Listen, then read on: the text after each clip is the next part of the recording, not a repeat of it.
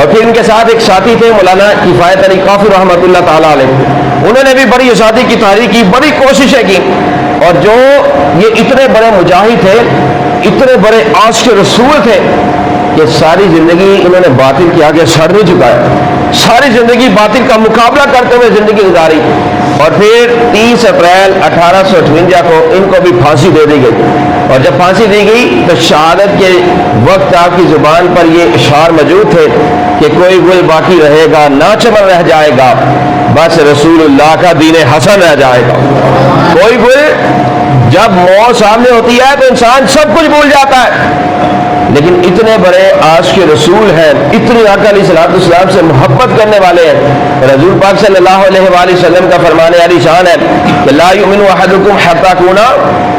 احب الیہ من والدہ وولدہ والناس اجمعین، کہ تم میں سے کوئی شخص اس وقت تک مومن نہیں ہو سکتا جب تک کہ میں اس کے نزدیک اس کے والدین، اولاد اور کائنات کی ہر چیز سے بڑھ کر پیارا نہ ہو جاؤں۔ اور کفایت علی کافی رحمت اللہ تعالیٰ نے اپنی جان سے بڑھ کر آقا علیہ الصلوۃ والسلام سے محبت کی، اور جامع شہادت کے وقت آپ کی زبان سے آقا علیہ الصلوۃ والسلام کی شان نکل رہی ہے۔